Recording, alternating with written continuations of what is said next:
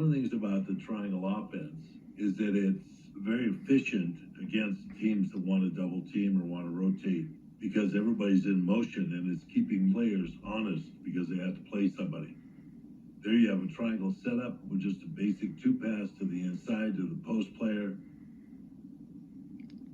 There's an immediate reaction by the Jazz to come and double team Michael. Michael steps in the backdoor step and has a real easy shot and misses it. The triangle's very much a post-oriented offense. It's a power game. Both these two teams are power teams. And at that time in the NBA, power basketball was the game of the day. Here's a basic corner cut by Pippen. The center opposite, Jordan comes to the post. And we're just going to work against Hornacek and see how it goes.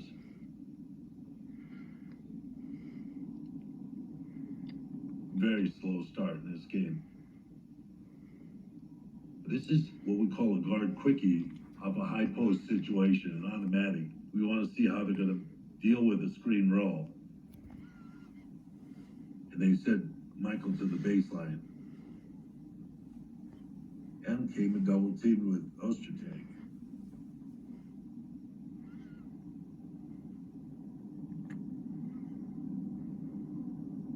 Reform the offense, solo, as we call it, a single post. There's a double team immediately off of Ronnie Harper. They know Harp's not a great outside shooter, so they're willing to give him an opportunity to load it up. We do miss Dennis's rebounding in this with this format of players. So we'll call our pinch post. I'll run that back again for you. This is a very effective part of the offense after the triangle's organized. It's what we call a two pass to the top of the circle. And Kukoc makes this pass to Pippen. Grell's a little bit out of position, but he comes to the pinch post and Pippen's able to come off him for an easy jump shot. This is a sequence that's been called probably after a timeout or perhaps after a free throw. It's called a guard quickie, and Jordan comes off this high post, and you can see that Stockton's ready for this. They've scouted it. He's ready for it. He jams a play up, which leaves Steve Kerr wide open for a shot here. The secondary action off of this, of course, is screen roll. Tony Kukoc down here has cleared the side so that Pippen's open on a lob. You can get it at the basket. This is a sequence of actions that we used for Kobe Bryant when he scored 80-some points against Toronto a few years later. Very patient, corner cut. Longley's a real good passer. One of the reasons why we gave up Stacey King to Minnesota for Luke Longley. Big body, could guard a Shaq, or hold him up at least. Maybe not guard him, but hold him up. There's a four-lane run, which is always trouble whenever you have four guys on a fast break. Middle penetration and a fan by Pippen. Finds an open spot. Just can't finish. Did not shoot well. This time they run that same sequence, guard quickie. Steve has a wide open three. Can knock it down. Starting to get a little bit of a feel, I think, where offense is stagnant from the beginning.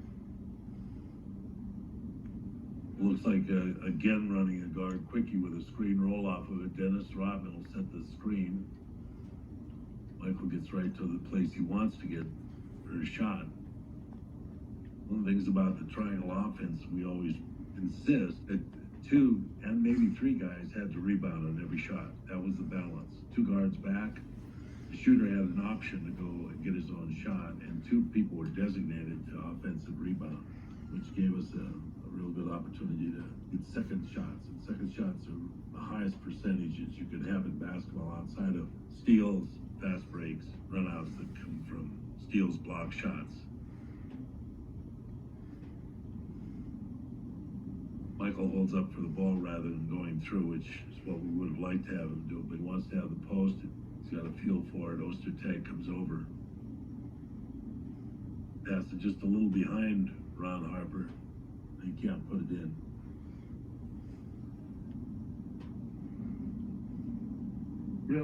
We have a play going on here. It's a side out of bounds sequence. It's fifth side, and we're making a real simple thing. And Pippen's just coming down, and just middle penetration. When teams get overloaded and their defense becomes difficult to handle, they like this middle penetration and fan the guard away. And Harp seems to be the guy that's on the fan. He has an open opportunity. And one of the issues with the triangle is that it's always about balance. Our guards are caught inside, Harper's at the basket, and leaves a wide open Tony naked at the other end of the court. Tony's actually a pretty good three-point shooter, but he's really barely got that one to the rim, and of course it's a run out because he's the last guy back. Pretty consistent going to high post right now. Seem to be able to get some middle penetration on that. It's an automatic in the triangle offense. We're using Dennis because Dennis is not being played. Obviously, he doesn't want to shoot the ball, can shoot the ball okay, but doesn't want to shoot the ball. So we're using screen roll with Dennis a lot. Here, Michael just takes it to where he wants to go. And when things get really difficult and we have to start using dribble penetration, it's one of the sequences that we use well. This is one of the few fast breaks we saw in this game. Ron Harper delivers this ball, and Tony has the weak side wing with no center and it's a 4-lane break, which is always the best at opening up the court.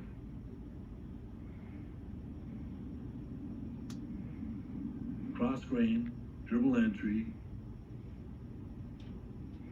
Jordan gets a screen from Rodman, but kicks him out.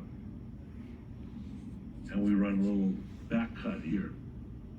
Dennis has taken what's called a backdoor step cut, brought himself all the way over into the other side of the court. And when we practice this, we tell this guy that's on the weak side wing that he's the most important guy because he can see all of the defense in front of him. So Dennis steps, and his job is to continue to step, and that releases the post player, which is Jordan. So when the ball gets swung, he becomes a post player to the weak side. And that's a difficult shot that he makes with Foster, a 6'10" center, coming over to try to defend it.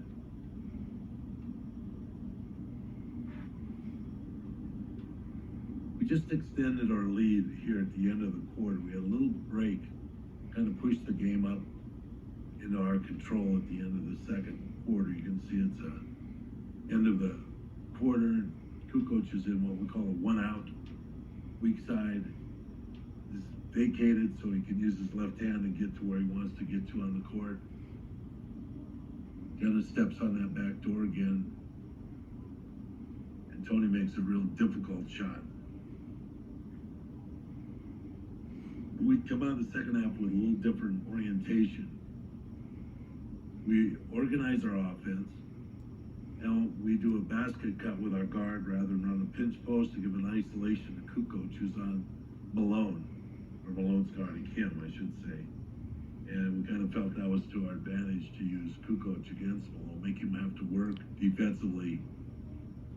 Tony's decidedly left-hander, but he can go right. But Carl plays it really well this time and draws an offensive foul on Tony. That was a good defensive play. It looks like we have an offensive set here going on, called play. You can see the turnovers on the bottom of this sequence. Utah's got a lot of turnovers for their type of a team, more than they normally would average for a game. So they're having a pretty difficult time this time. It's guard-to-guard lag. Pippen lags it to Harper. Jordan steps out in the wing, and this time we're going to bring Tony Kukoc off the center, what we call a center opposite. The center stays opposite. Wing comes into the post. You can see Tony's got a wide open space there in the triangle. There's a squeeze with Jordan and Harper. Longley steps to a position that he enjoys taking that shot, a 17-foot jump shot.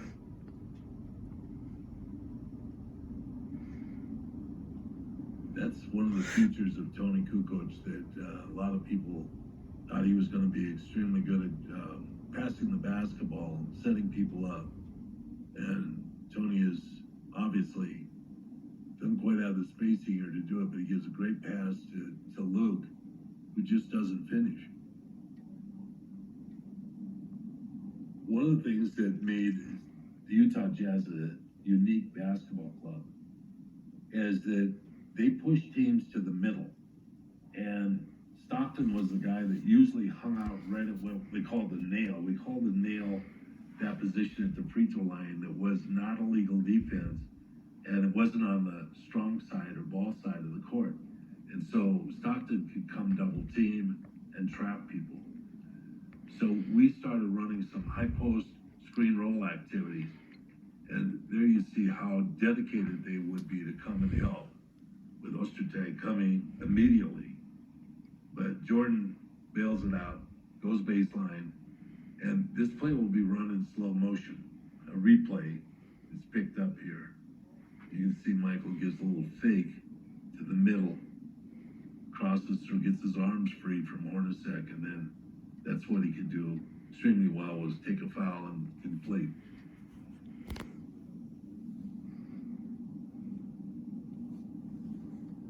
All right, it's a fast break off of a long pass and outlet for a rebound.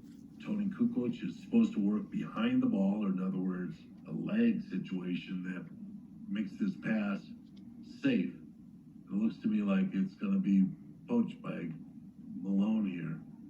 And so Pippa goes cross court to Ron Harper, who's not known for outside shooting, but is effective enough. So this is an option off that high post screen roll.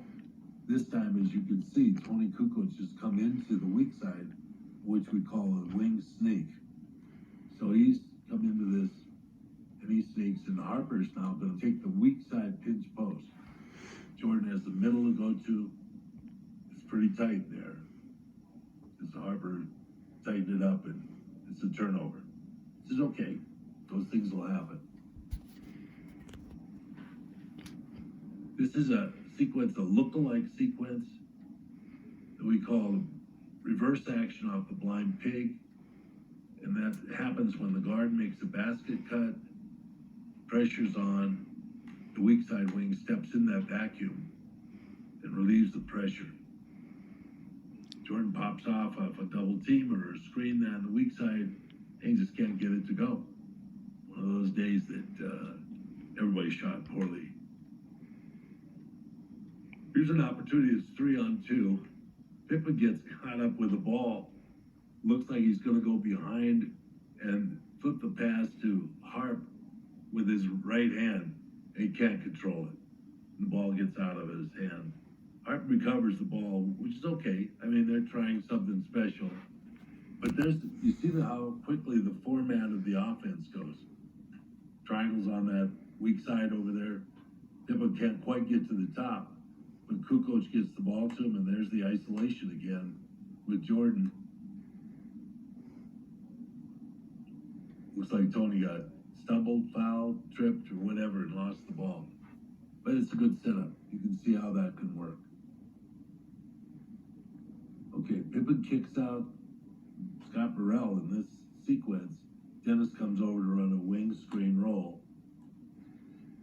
Usually we like to do this, and you can see the triangles over here on the weak side, which is all set up to get the defense to overcommit.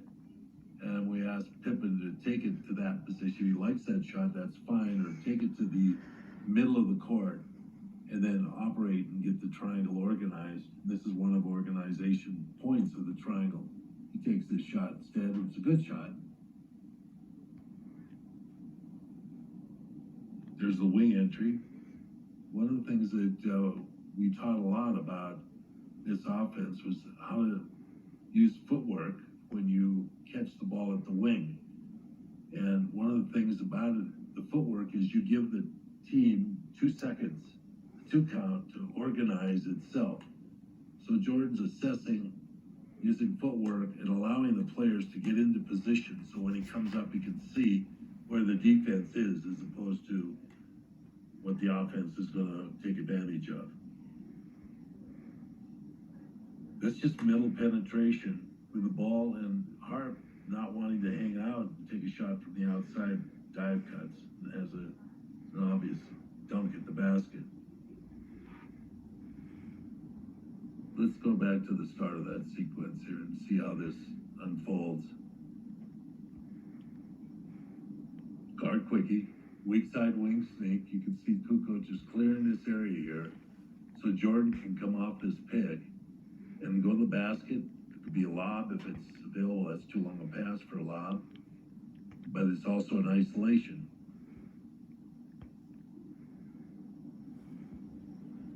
As the triangle gets organized here, and Kukoc takes the ball into the wing position, Jordan steps up and sets a back pick, and this is the corner series. Kukoc normally should be making a baseline cut, but Rodman's a little bit high, so he cuts over the top, and it sets up a screen roll in the corner, which is an obvious open opportunity for Rodman, who misses the first attempt, gets the second. Last seconds of the third quarter. There's what we talked about before, middle penetration, a fan pass to a reset of the triangle. There you see it, reset. Jordan has gone to the post. Is the option to make passes out of that position, a clear space for him. He knows he's got plenty of time because there's probably our last shot.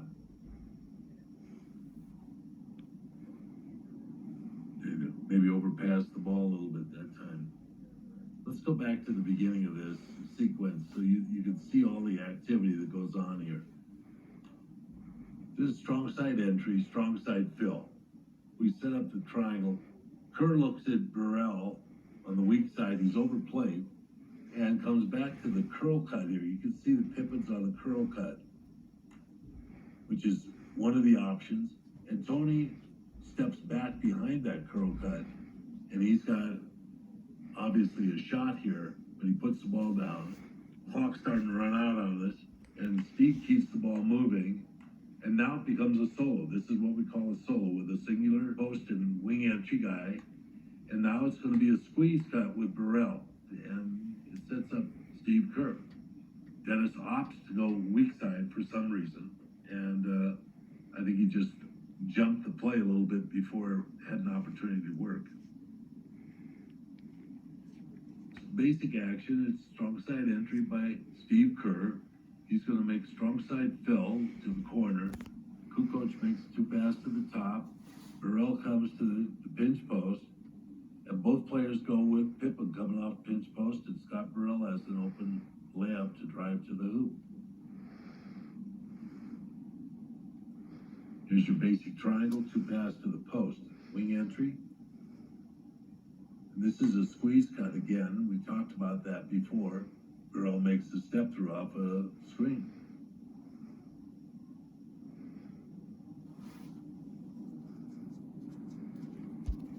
All right, the game's starting to open up a little bit as we've got a lead, and obviously you haven't seen a lot of three-point shots go in here, but this is just your basic format of playing into spacing, guys running their lanes. Judd Bushler's on this, going to go to the corner. They have one guy that has to guard two, Bushler and Kerr.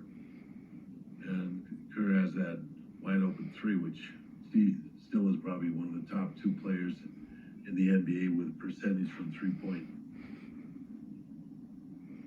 Here's a good sequence of offense that we can look at. Our guys are coming in, fresh legs. Pippen's pushing the ball hard. Bushler's got an open opportunity here in the corner, but he decides to go back on a lag pass to Kerr, and they're mismatched. And that's what happens when you run to spacing.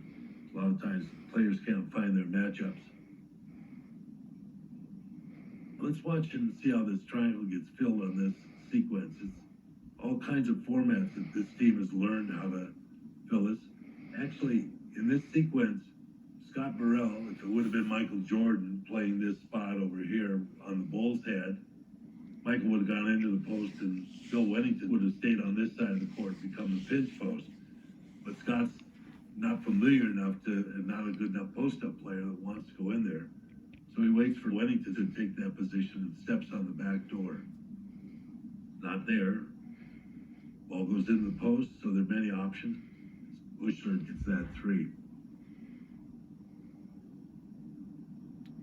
As you can see this game winding down, you can see we're still staying in the offense. One of the things we did is if guys took a 3-point shot out of sequence, they got a silly fine. Offense not run correctly or aborted, we had reprimands, basically not a fine, but we wanted guys to honor the game. That's basically was the theory behind the way we wanted to play.